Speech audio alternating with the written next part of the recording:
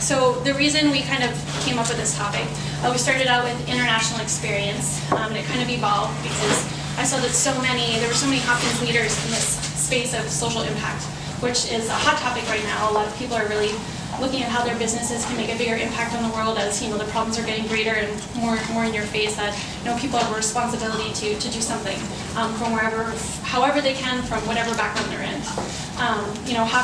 Absolute Travel was I was really drawn to it because they have a whole Absolute Awareness program where we work with philanthropic partners like American Jewish World Service, who are here in this audience. They're one of our showcase partners. They're amazing. They do amazing work all over the world.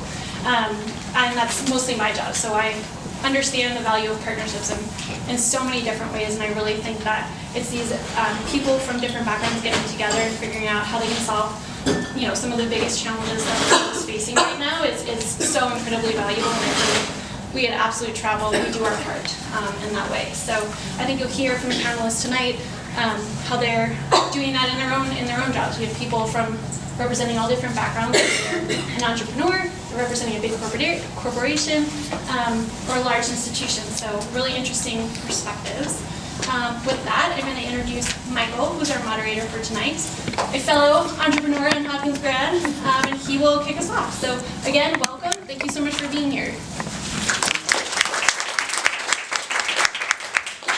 Thanks, Jess. So we're going to try and make this a really interactive conversation. We're going to start by each telling stories about ourselves as they relate to the topic. I will start and then kick it off to the panelists to add theirs. And if it spurs a thought or a question, we really want you to just raise your hand, chime in, just because we want everyone to interact, and we think that you guys probably have as much to add to the conversation as we do. So what do? I have a company with my wife. Thanks for sitting in the front. Where we're like the perfume bug spray people. We were traveling in Southeast Asia, and we discovered what the locals were using as a natural bug spray, which turned out to be this amazing concoction of essential oils, which worked really well, smelled good, and felt good on our skin. So we saw this as an opportunity to really disrupt beauty and bug spray and create something new in the States, as well as sort of the rest of the world, branding Aromaflage as our company. And it just so happened that this juice, the fragrance that we found in Southeast Asia, was hand-mixed by Burmese refugee women. So we were really lucky that we already had a social impact in what we were doing. We attempted to then do all of our packaging sourced with social impact, which turns out to be a real challenge when you try and force things to happen, especially with nonprofits in Africa and throughout the world, because things don't necessarily operate on the same time frame that you want to as a business owner. So if you want to get something to market in 3 months, but you're having your packaging made handmade in Africa, it could take 3 years for them to get your first 5,000 units up and running. So you really have to be cognizant of those things and have an A, B, C, D plan, because things are going to go awry, and they always do as a business owner. It's really important for us to be sustainable in our packaging. We were just written up in a beauty magazine because we use a wine glass as our candle holder. We use an all-natural wax. It's important because it burns really clean, it's good for the environment, and then the vessel can be reused. Similarly, we don't use excess garbage in terms of our packaging with respect to the box that the fragrances come in. So we just try and make it part of everything that we do. Is it a challenge? Yes, of course, but sort of everything that we do as business owners is a challenge. So we'd rather do something good and have a lasting impact. And so we were inspired by this trip to Southeast Asia, and it's sort of embedded in our company culture. I'm going to kick it off to Ken for your... And so Ken Fish, president of Absolute Travel. First of all, I just want to say thank Jessica. Where are you? Thank you. And in terms of the social impact and what we're going to talk about tonight, as Jessica was introducing herself, she reminded me of one of the most important things was that she was attracted to our company because of the nature of what we do. And so to be able to get somebody as wonderful and talented as Jessica was a product of our experience. We actually connected with that. I'm going to try and give you 30 years of history in 3 minutes, but more than 30 years ago, I started my career. I graduated from Hopkins in 1981. I went to work on Wall Street, and if you can see out the window, there's a brown brick building that looks kind of like a computer punch card. It used to be the headquarters of a bank called Manufacturers Hanover Trust, and I went to work there in their international banking department. But my goal, I think, was to go to work for the World Bank and save the world somehow that way. What I realized was I had never really traveled in my life. I had never been in an airplane in my life. And I quit my job and I got in an airplane and went to Australia and ended up working for an Australian travel company. 5 years later, I founded my own company, Absolute Travel, in Bangkok, Thailand, and started it there. Having started my career in Australia, in terms of social impact, was a great place to start because Australia, as a destination, as a country, recognized the importance of tourism, and in particular in maintaining in tourism's ability to provide income for a high percentage of its people, to be able to, if done in the right way, to be able to sustain an environment and protect local cultures. That is an ideal that if you look at Australia, they've done very, very well. I started my own business in 1989 in Bangkok. We were the first US-based company to sell travel to Vietnam and Cambodia 2 years before the embargo was lifted there. Some of you remember that there was an embargo. Engaging in sustainable travel or anything like that in Southeast Asia, it didn't exist. I mean, they were not interested. They were interested in people coming and spending US dollars. That's what it was about. But we learned about creating contacts and educating our counterparts in terms of what we were doing and creating experiences. And I'm going to fast forward a bunch of years, but organically over the years, we developed connections with organizations that were like-minded and wanted to do things that were either culturally based or environmentally based. And along the way, as my staff came aboard and grew and spent more years here, they started to follow their passions and create experiences that we were able to share with our clients. And one of which, it manifested itself in the creation of Absolute Awareness, which began in about 2011, which is our network of organizations that we very actively support. And they could be cultural organizations, they could be artisans, they could be environmentally based organizations, they could be other nonprofits that just support other groups. And when Katie Losey, who's our director of marketing, whose idea this was, she's not here tonight, when she gave me this idea, I was skeptical because we are a for-profit company. I think it's an important part of the discussion today. How do you balance being for-profit and doing good? And I reminded her, we can do all that, but we still have to make money, right? And but it became a growing part of our model, and it really developed very naturally. And 2 years later, in 2013, we were named Travel & Leisure's World's Best Travel Company. And that was just a great, great honor, and in part, I think we were recognized because of the work that we did. But more importantly, I recognized that because of that award, we now had an opportunity or a responsibility, right, to become a model for the rest of the industry. And so, I took that very, very seriously, and of course, very proud of that award then and today. But it's, along with the award and the things that we've done, it's become not just something that we're doing, but a very significant part of our business model, a profitable one and one that we're proud of, but also does a lot of good. Manifesting itself in our being invited to join Clinton Global Initiative in the last year. And our commitment there is to create a worldwide based organization, our portfolio of worldwide organizations with sustainable programs that we can help them gain through that network. There's a lot that we could dive into, but we'll just circle back. I hope that wasn't too long. That was perfect. My name is Elizabeth Galbut. I recently, as of yesterday, graduated from Johns Hopkins Carey Business School as well as Maryland Institute College of Art. I was doing a dual degree MBA, MA in Design Leadership. It's a new program between the two schools in Baltimore. It's really interesting, really focused on human-centered design. If anyone in this room is interested in that, we can talk more.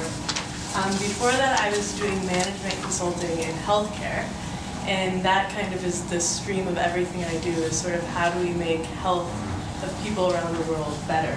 So right now, I just co-founded a new organization called Ergo.H2O, and it's creating more ergonomic and healthy ways for women and children in the developing world to transport water.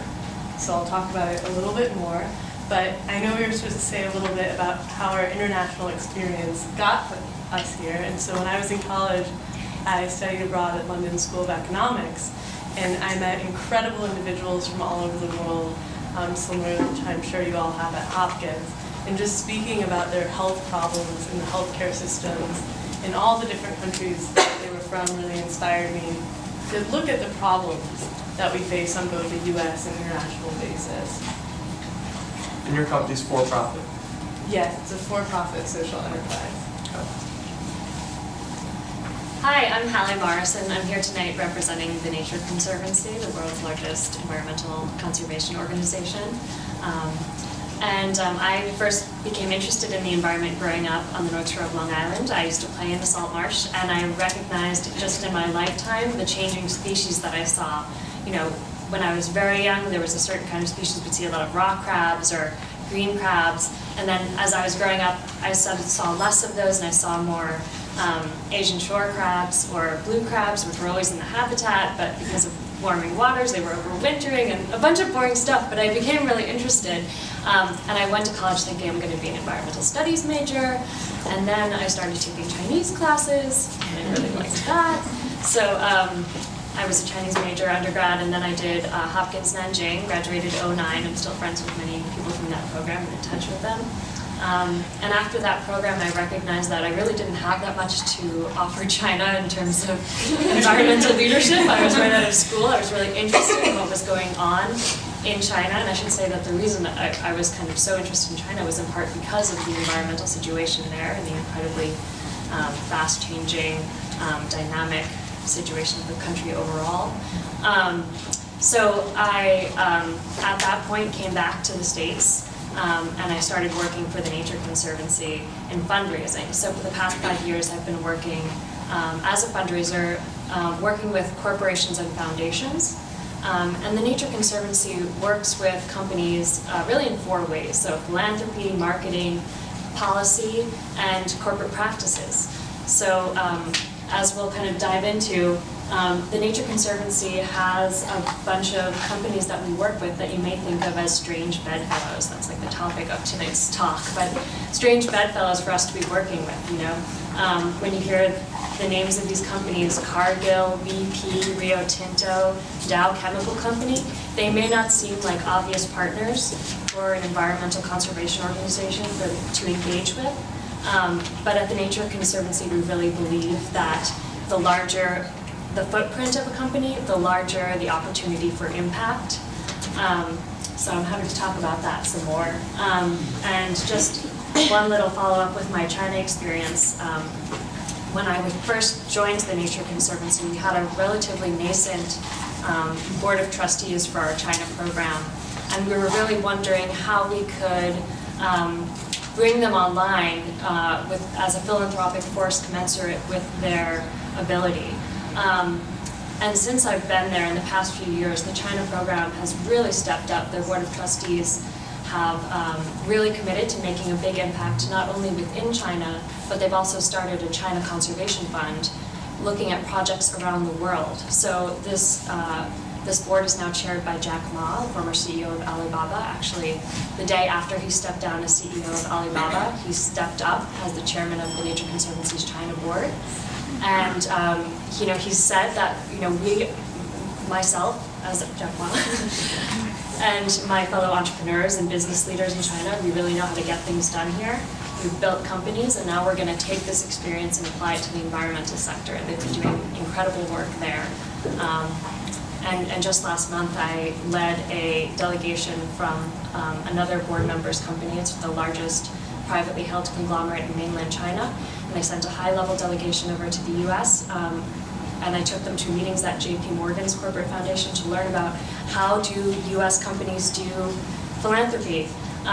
You know, how do they align their philanthropy with their business goals and their strategies?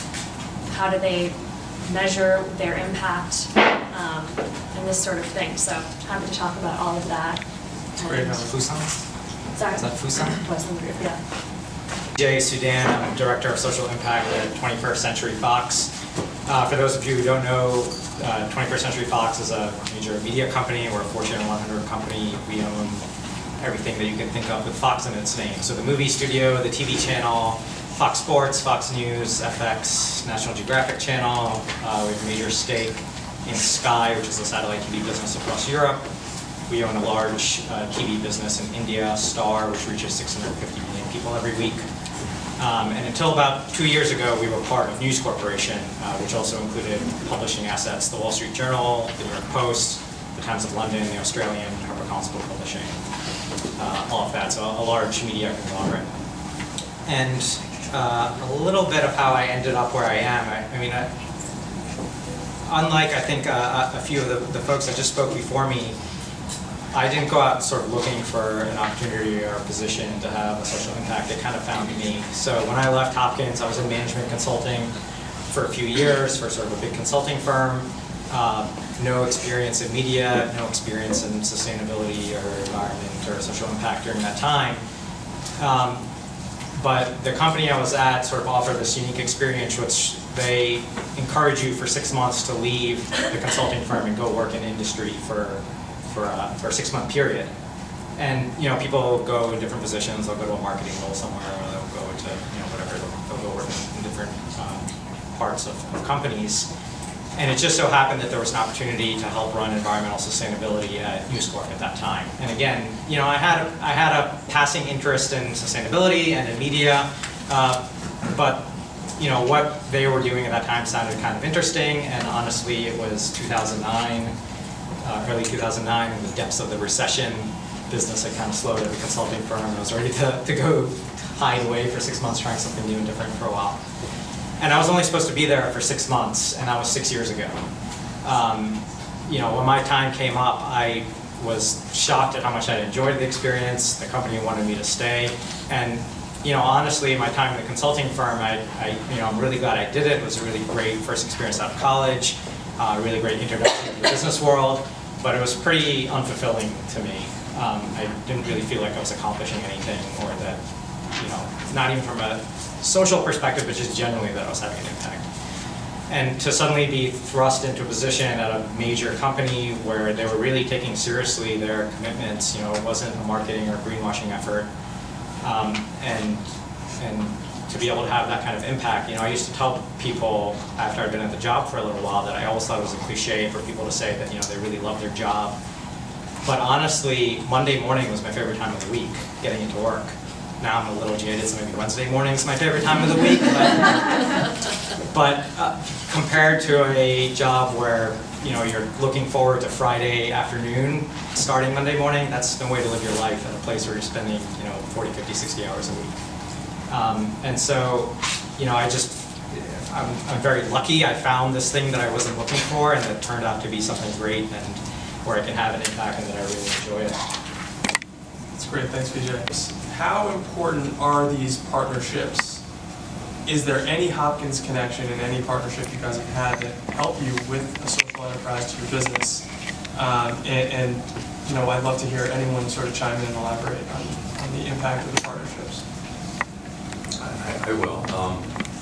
First of all, the Hopkins connection is, it starts with Jessica being in the room, and I was really very proud to hire a Hopkins alumni. It took me a long time to find one who found her way here. But just in terms of connections, Jessica mentioned our relationship with American Jewish World Service, and it's not coincidence, but our connection happened at a New Year's Eve party with a very good friend of mine who was a Hopkins graduate, who was just a good friend and worked with Ruth Messenger, who's the president of American Jewish World Service. We met at a party, and she connected us with people in our organization. It took a little while in terms of conversations and such, but we developed what's been a pretty long-standing relationship, and it was just really a total outgrowth of a Hopkins connection. Fast forward, in the present day, just last week, I had a fraternity brother at Johns Hopkins call me. He's a marketing consultant based in Boston, and he has a client who is been retained by the Senegalese government, and they want to create a tourism marketing campaign within the travel trade here in the U.S. And we had, I mean, he's my fraternity brother, but we really literally hadn't spoken in 30 years.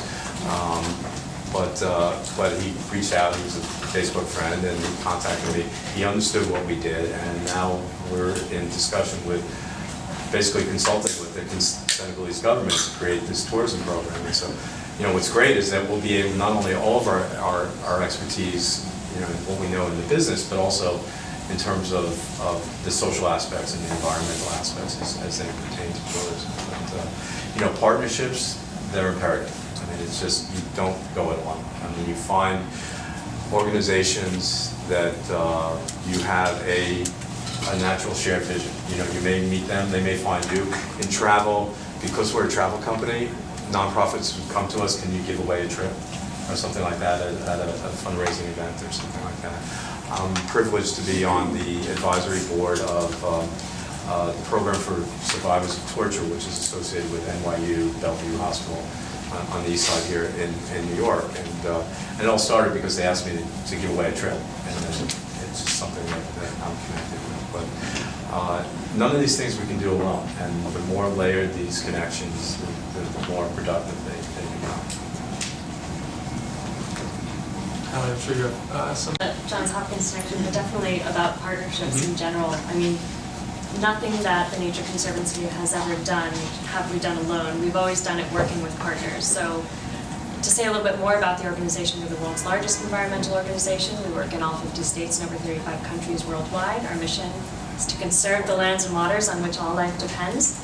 So we focus on fresh water, conservation lands, climate change, marine, cities. Land and cities being separately, although with climate change they might converge into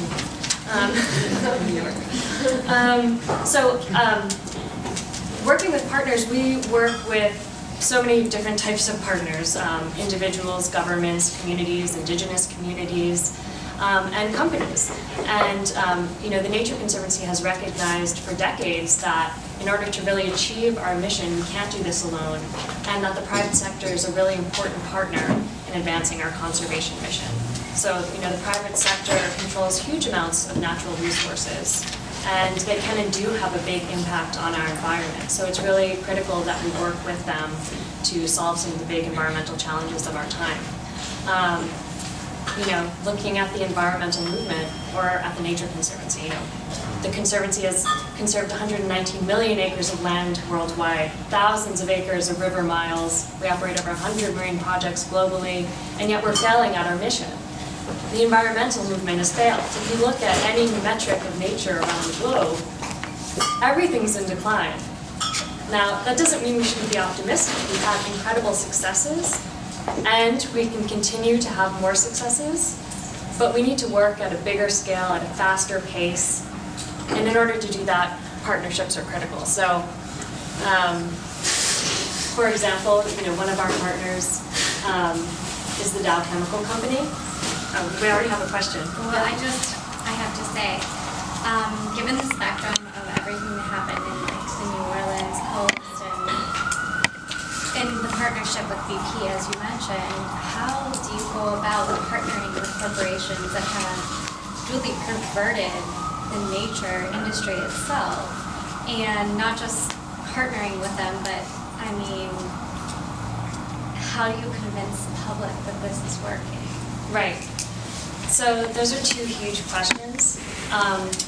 We acknowledge that it's very risky to work with companies. And, you know, as is the topic, they are kind of strange bedfellows for the Nature Conservancy to be working with. The way we sort of manage that risk is that we have a very strict set of principles that we operate under, principles of corporate engagement. The very first principle of corporate engagement is that there must be a conservation benefit first.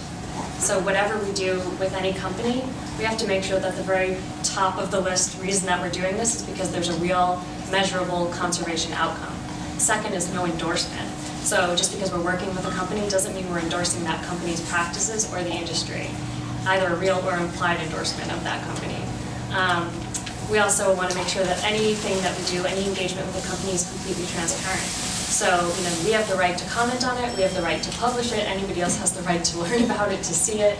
By doing all these sort of safeguards, you can better ensure that the work that you're doing is more likely to be productive and also not carry the risk that the individual company has back to the Nature Conservancy. There are organizations, environmental organizations, that say, we just don't want to work with any company that does anything bad. And I think that there's a place for those organizations as well. It's going to take a lot of different viewpoints, a lot of different strategies to save the world.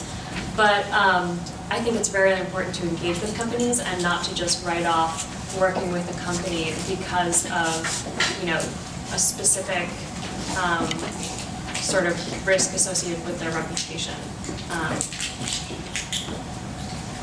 Having said that, additionally, there are some risks that the Conservancy just won't undertake. If a company has a really bad environmental record around the world, we're not going to really trust that they're sincere in wanting to partner with us.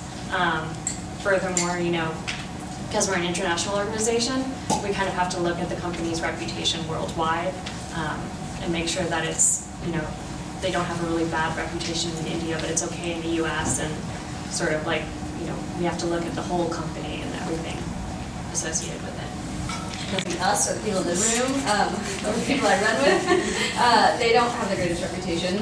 So what is your, you said number one is Conservation.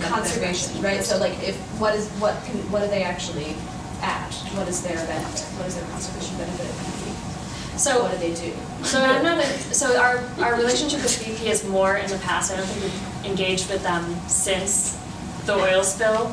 But having said that, the way we approach any engagement is to look at it sort of very discreetly. So I believe our engagement with BP had to do with looking at energy siting. And since we're a science-based organization and the leaders in sort of ecosystem-based planning, and therefore, energy siting, we have really good ways of conservation action planning, of looking at a landscape overall and making recommendations, science-based, objective recommendations about what areas are most important to be untouched for ecosystem services, for biodiversity, for community or historical purposes, incorporating that and making recommendations, and then sort of saying these are our recommendations, this is science, and stepping away.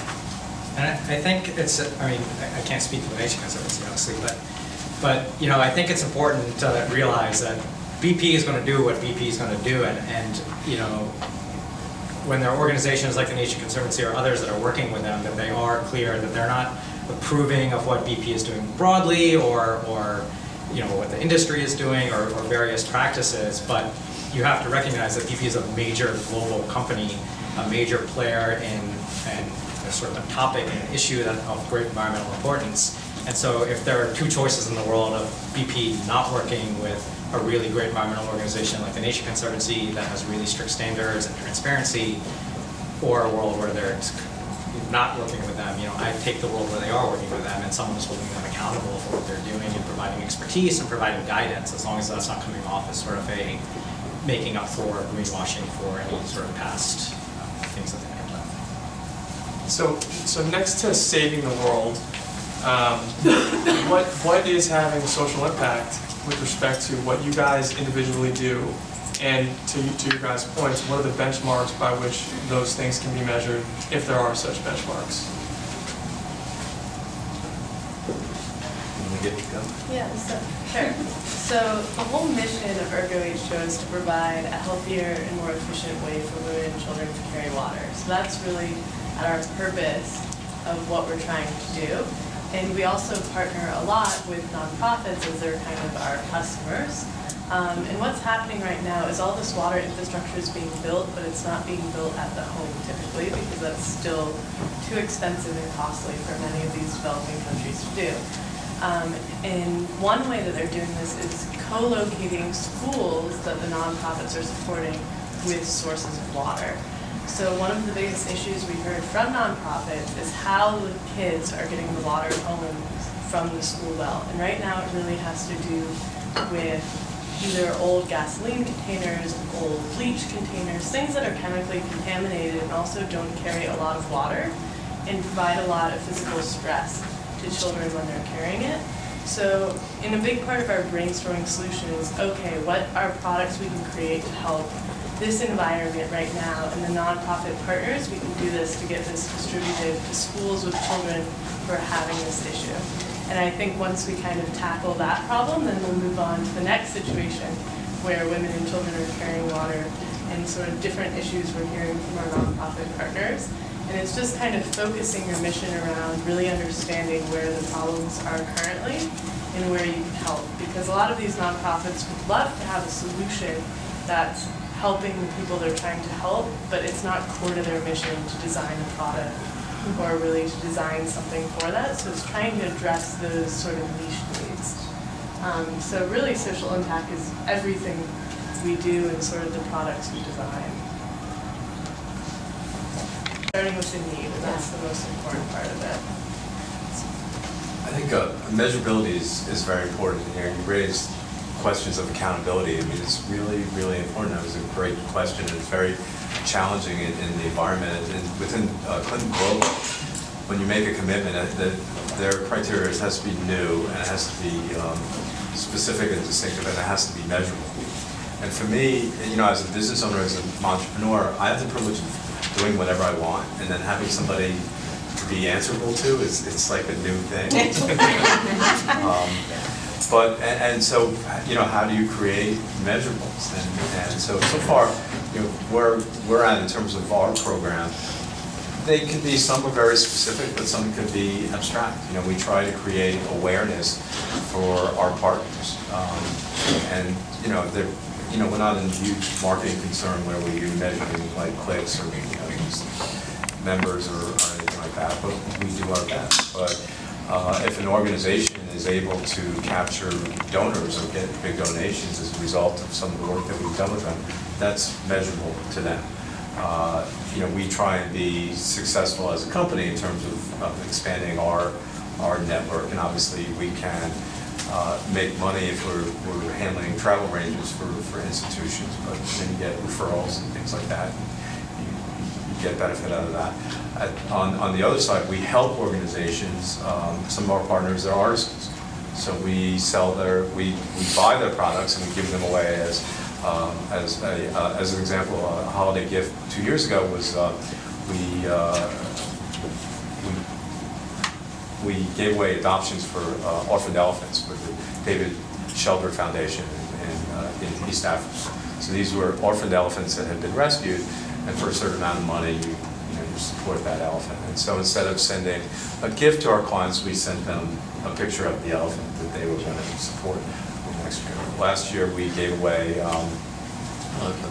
these bracelets, which are made out of recycled irrigation pipes. They're from Namibia. It's a program called Base Project. So that's very tangible because we're just supporting them in what we do. So there's making money, there's awareness, there's direct support, a lot of different ways.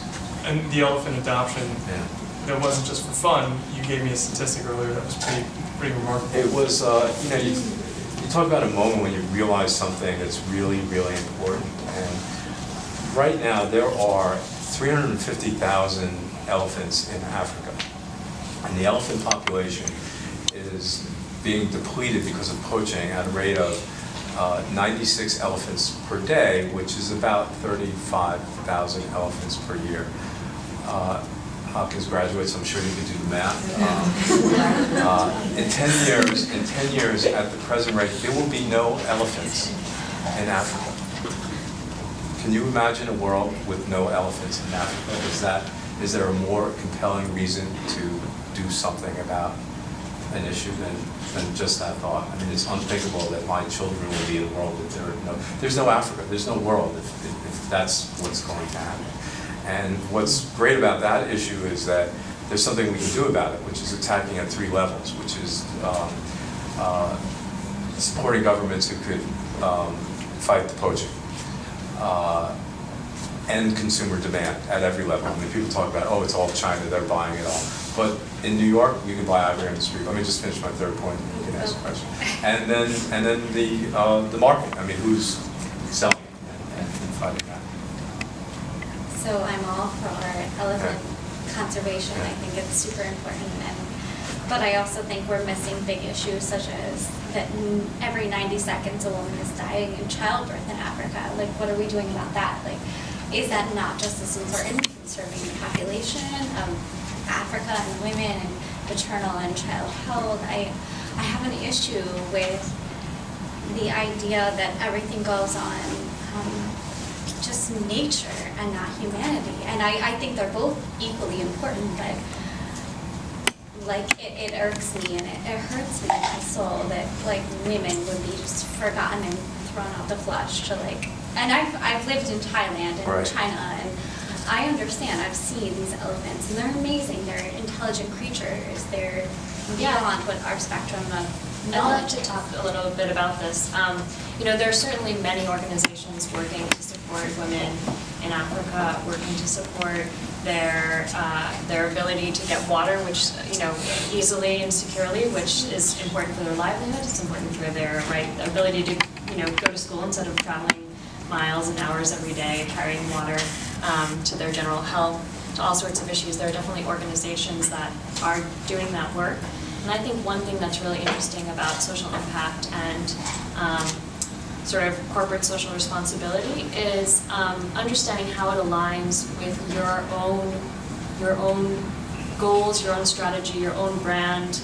Not to make it a branding issue, but just who you are as a company, your DNA, and aligning that with the mission, I think, is really important.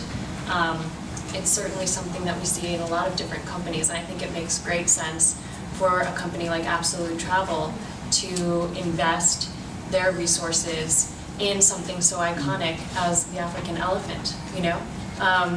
It's something that you can do purely sort of altruistically because we want elephants to exist and we want them to continue and we want to be able to go and travel and visit them, but it also has that side benefit for the company where you say, well, I want people to want to continue to travel to Africa to see the elephants, and I want them to be there, and that will benefit my company in the long run, in that way. Because there are endless sort of opportunities for investment, so you really have to think about how your company can make a difference in ways that really makes sense. Isn't that like any person who decides to take any of their funds to apply with limited funds? Absolutely. To apply to things that resonate with their own value system. Yes. So we all have, womanhood on our mind and are concerned about it. However, there's limited resources, financial resources, and people do choose to prioritize against their own value system. And mine is education, so I have a scholarship fund. And I think what will be revealed ultimately within the next 5 years is that there's more than enough money to share. I mean, for me, what would be wonderful, of course I'm an idealist, but to actually organize key outcomes against what then you queue up and align all giving. Yeah. And I mean, so there's a rock that you're actually pushing against as opposed to stovepipe giving that has it's not one-off, but has a purpose, but to have an overall conceptual view where you then take programmatic alignment and then move the rock and amplify the voice. yeah, I much agree with more. that. And I think, there's a Forbes Insight study on corporate social responsibility report on the field. And it starts off with stating that 93% of companies agree with the statement that my company can create economic value by creating social value. Companies are increasingly realizing that investing in communities, investing in social values, whether it's environment or human health, can have a direct impact on their bottom line. One case study, if I can, should we move on? The 21st Century Fox too. Yeah. It's a totally different angle from. Yeah, I mean, let me kind of give an explanation of what we do around social impact and sort of the history of it. It was historically, which is like 8 years ago, an environmental sustainability program. So we launched, News Corp at the time launched back in 2007 an environmental sustainability program, sort of a commitment to address climate change and energy use issues. We set kind of large targets around becoming the first global media company to be carbon neutral by 2010, which we met. A lot of other things around reducing energy usage and other sorts of things. So when I joined in 2009, I joined when we just had an environmental sustainability program.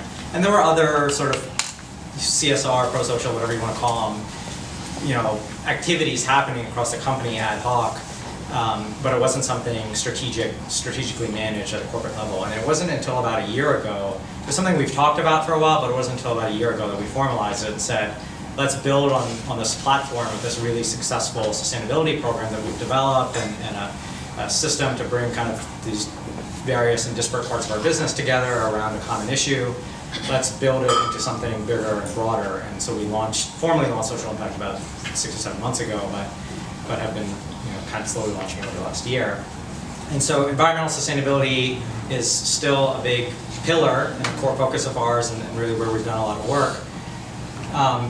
But we're now looking at different areas and trying to, as we've been talking about, how do you identify what topics you go after? I mean, there's a million things in the world. Should we be going after teen pregnancy? Maybe, I don't know. Should we be going after maternal health in Africa? Maybe, I don't know. But where can we have an impact and where is it going to be meaningful for our businesses and our audiences, and where can we have credibility on sort of those topics? And we decided on sort of 3 key areas that were aligned to what we do as a company. And so they're around supporting creativity in the arts, because that's what we do, create programming. We hire artists and writers and filmmakers. Sports and well-being, we have sort of global sports programming in the US and Europe and Asia. And knowledge and exploration with sort of our news and National Geographic channel and that sort of thing. So it's a way to kind of tie our content and our business, a way for our employees to feel engaged, to say that the work that they're doing every day as their job can also be amplified and have a broader impact in the communities in which we work and reach. And again, it's a way to have some credibility that this is something that we're an expert in. We're an expert in creativity in the arts. So if we're going to support a filmmaking program in the South Bronx for high school students, like there's a reason and a connection there and sort of value in us being involved in that issue. And then on top of that, we talk about sustainability and diversity as sort of 2 areas that we believe are fundamental to any 21st century business to operate sort of in this day and age. Questions, Esther? Oh, yes. So I'm sorry, Michael. A little bit ago, you asked about how I think the question was, how does the for-profit world, the social innovation world, and Hopkins all tie together? I just want to get very, very personal for a second. It says here, alumni leader. I don't know if that's really true, but I am involved in many, I have my hands in many different aspects of the alumni world, including this committee, the AEME committee, which is actually behind this event.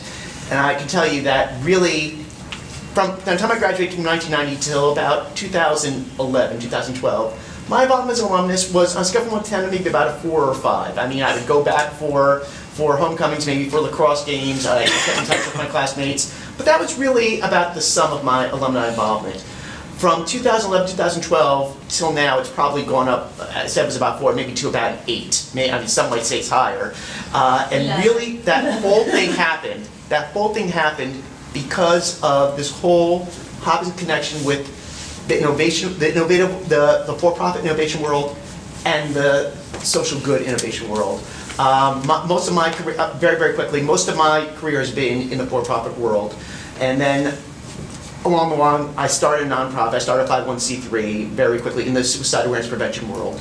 And I ended up connecting with other alumni and some current students, or some students that were current students at the time, that were involved in that world. And that one thing led to another. That led me to get much more connected with Homewood. That led me to getting a lot more connected with people who were alumni who were involved with this cause. That ultimately led me to say, well, let me see, I have an idea for Hopkins, which ultimately led me to being connected to the overall person that's overseeing innovation, who then ultimately connected me to the Social Innovation Lab. If anybody doesn't know about that, and doing great work. That's a social good incubator under the Hopkins umbrella, which ultimately led me to be connected to Ellie, who headed up and is doing some amazing work at the Hopkins Innovation Factory. And my first conversations with Ellie, which is it's primarily for-profit innovation. There's some really impressive people involved with it. I said, "Well, do you know about the Social Innovation Lab?" She goes, "We're on the same page, and we're working with the Social Innovation Lab." And so, really, Hopkins for me has really been, I don't want to say education, but it's really been for me, it's taught me so much about how the for-profit innovation world and the social good innovation world can come together. And it's really shown me that, and I can talk more about this afterwards, but it's really been for me the template. And I don't want to say if they're the only place where innovation is coming out of. I certainly don't want to say they're the only institution which is doing good, or the only education that's doing good. But I think that when I tell you about this, they seem to be very, very impressed about how those circles are connecting.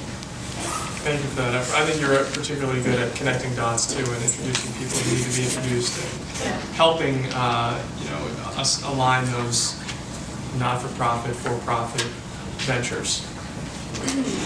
I just had a question about like 21st Century Fox, and you were talking about the environment and like kind of these umbrella issues. Is there space or room for a company that is invested in creative pursuits to directly connect creative pursuits to, I guess, like arts and advocacy, and the idea that you're doing a movie about mental health, like partnering with a mental health organization, or you're doing like that's exactly what we do. That's awesome. And that's one of the ways we do it, not just that, but we do exactly that. So we've done. We had the movie Avatar come out, and we had a whole global campaign around planting. I can't remember how many trees, 1 million or something, or 2 million trees around the world tied to that. It was the Home Tree Initiative, tied to the home tree in the movie. We announced recently that we're distributing the new documentary about Malala and looking at how do we support girls' education around the release of that movie. We just wrapped Glee, so Glee unfortunately is now canceled after 6 seasons. But to honor the legacy of the ending of that show, and actually over the course of that show when it was out, starting with season 2 as well, we did it again at the end to mark the end of the show. Have given away over $1 million to the, I'm going to forget the name of the organization, but the National Association for Music Education, which is the group that does Music in Our Schools Month every year. Given away over $1 million so that they can provide grants to struggling music programs in public schools across America. And so we're finding ways, again, that we can naturally tie our content and our business to some of the broader social issue. I showed up late, so I'm going to throw out 2 questions in the hopes that if you already spoke to one of them, you can just ask and answer the other one. So the first one is based off of the presumption that no one's rubric for socially responsible is ever going to match perfectly with another person's. How do you reconcile when your own rubric for socially responsible may or may not fit with your job, even though the bulk of what you do is something that you believe in? How is that something that you deal with?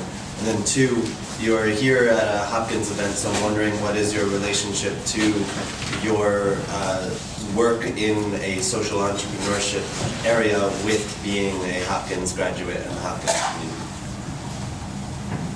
I can start with that. So I first really got into social enterprise because I actually took a class that's offered between Carey and SICE. So they bring business school students together with their international studies students to look at social enterprise and actually work on projects for a whole semester together, which is really interesting because a lot of the business school students don't necessarily have that international development perspective, and they're getting that then from the SICE students. So that's a huge way that Hopkins helped me really get involved with that. In another arena, I am the head of Innovation Factory, which is a student-led organization across all of Hopkins' 9 schools to encourage entrepreneurship and innovation. And so we do tons of different events and initiatives, and we work together with Social Innovation Lab. Ephraim's actually on our alumni board, and if you ever need to know anyone in the world, Ephraim probably can connect you to them and knows who is the right person for you to do that. In one of our big events in the fall, actually, and I invite you all to it, we actually have a social enterprise track as one of the 3 tracks. So it's a full day-long conference, and we bring in speakers from all over the place, especially alumni. So if any of you would like to be a speaker, you can also come talk to me about that. But really just building this community of both students and alumni, I think, is really important because there's so many students with great ideas. Currently at Hopkins are great interests in social impact that just kind of need a little bit of a mentor or a push to show them here are the people you should be connecting with. Because there's so many Hopkins alumni that are doing it already, and you don't really need to reinvent the wheel. And I think that's really valuable. And so now as an alumni, as of yesterday, I've made it a point to, if there's ever a student that contacts me, to really take the time to make sure that I'm providing them with advice and connections that would help them continue with what they're doing. As for the first part, I think you're asking like as an employee, how does it relate to? I'm not really sure, how to answer that, like how you would put those 2 things together in your mind, but I think what's interesting there is pointing out the fact that employees really do care what their companies are doing in terms of corporate social responsibility, and that's clearly a huge trend. It's why Jessica came to work here at Absolute Travel. It's why companies are really taking an interest, partially why they're really taking an interest in what particular corporate social responsibility activities their employees are most excited about, because they see that it's a great way to both attract talent and retain talent, as well as attract and retain consumers. People care, people are paying attention. What is this company doing for the environment? What is this company doing for my community? So I think that's just an interesting point to bring up that's definitely like resounding with what's going on in the world. It's a part of your organization, and ultimately, the millennial thought process is starting to penetrate the culture of everything that goes on. I'm old enough to remember civil rights and all of the flower child movement. Well, that penetrated organizational institution in the name of quality of working life. So there's organizational impact from the cultural values brought forward by and then old people like me also get exposed to those value systems, are reminded of those value systems, and then become part of the pulse of social understanding, and conforming millennials get hacked away in terms of their value systems. But the one thing in terms of employment, but the one thing that millennials do bring is a sense of and a commitment to the social impact of what you do in this world, because that's what millennials have grown up with. So, Hallie, given that we are failing, right, to save the planet, can we, as She's so positive. Yeah, just not. can we actually affect change? Yes, we can, and we are. That's a big thing. I like to throw that out. We're failing. You have such a big smile. But the thing is, we've made huge advances. We've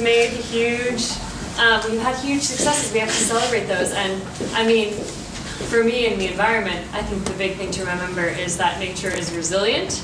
As much as we want to believe that it's this very delicate flower that wilts immediately, no, that's not what science shows. Nature is resilient, and it underpins all of our well-being. So I think we obviously have to make a commitment as a society to protect it, to maintain the ecosystem services that we currently get from it.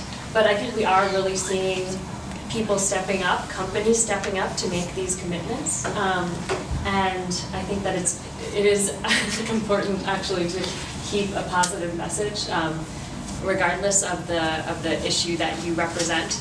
Doom and gloom tends to make people turn the channel, but people double down on hope, and there's a lot of reason to have hope. So I think that's the important thing to keep in mind. And yeah. Is that a good answer? That's a great answer. I think we have time for 2 more questions and then a discussion between 2 corals we'll move over to the in the back. I can't see you, but yes. Yeah, I have a question for people who are involved with the lab at Hopkins. Which NGOs do you study or use as models that you feel are particularly effective and innovative in addition to Nature Conservancy? I don't know if I'm fully prepared to answer that question, because I look a little bit more on the social enterprise side, so entrepreneurs really trying to do different types of business models. I would agree with both of your points, that it's really about making sure the corporate social responsibility matches the mission, right? So Coca-Cola trying to save African lions may not be a great mix, but Coca-Cola trying to ensure that there's water and ways to distribute water, that's a much better fit for their corporation. So I would say leaders like that who are really looking at issues that affect their business are sort of the best examples. If you don't mind, I work with the Social Innovations Lab a bit with a nonprofit that I started in Baltimore. And they do a lot of work with local nonprofits that are helping this community, especially around homeless. And then there are obviously, larger INGOs like the Nature Conservancy. Sorry, I promise I can't speak most of the time. But they have a wide mix, and they really try to work with organizations that are willing to innovate and also to take what they have and think creatively and outside of the box. Any examples to rise to the top? Actually, I can hop in on that one. Ellie did a program, we had an AEME panel on January 14th, and then Ellie and the Innovation Factory did a program on January 15th, and it was New York Startup Showdown, and so they were elevator pitching. They were Shark Tank of what was going on at Johns Hopkins, and the Social Innovation Lab is fabulous.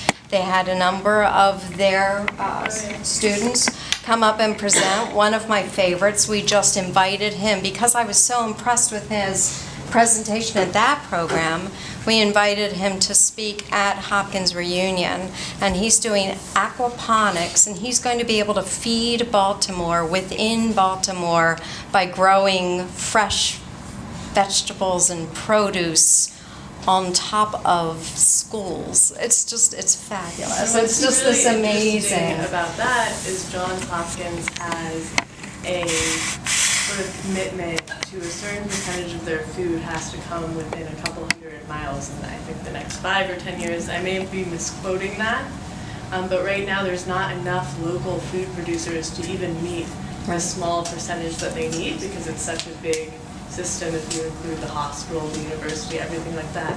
So this would be a solution that could not only feed the Baltimore community, but also tie into Johns Hopkins to provide local and sustainable food.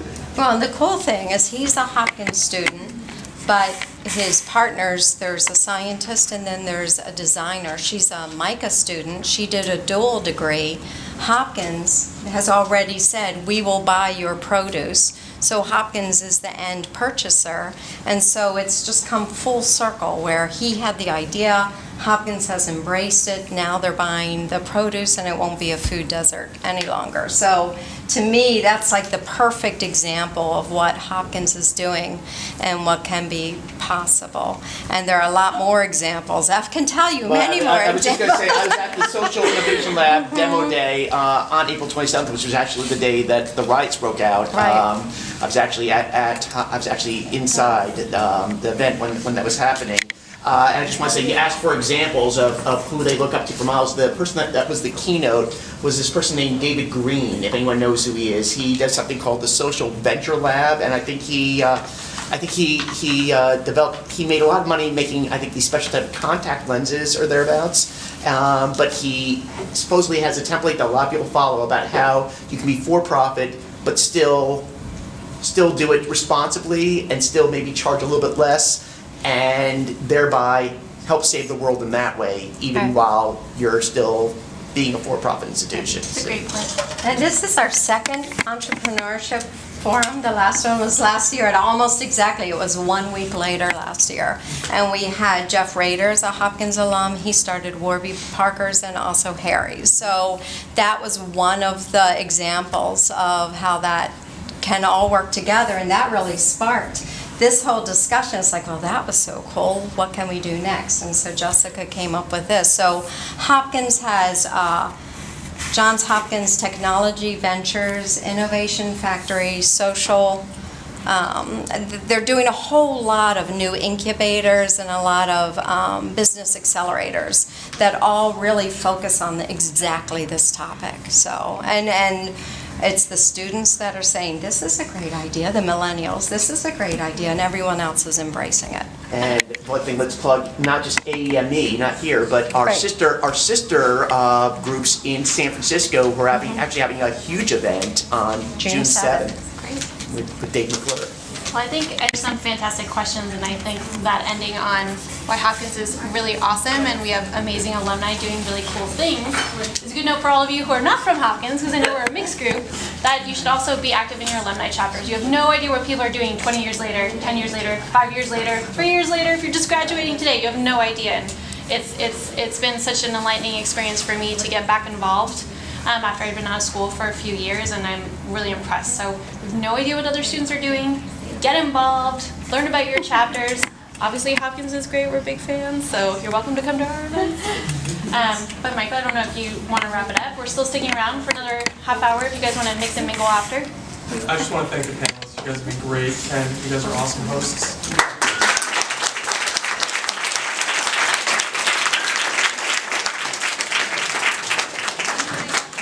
Thanks everybody for coming. And I just before you go, I did want to say, I'm Ridey Anderson, and I actually work at the Homewood campus. This morning we celebrated a commencement in cold, rainy, miserable weather. But, were you there? Yes, it was lovely. However, the affinity groups are small targeted groups of alumni. And now that you've come to one of our affinity events, you are now Hopkins friends and family. So if you hear about an event, if you see a topic that's of interest to you, we're more interested in putting on events for interested people. We love when it's Hopkins-centric. All of our speakers tonight, all of our panelists are alums. That's not always the case for Thrill tonight, but we just want to get the word out, and it's all volunteer-driven. Jessica did the lion's share on this one, but thank everyone for coming.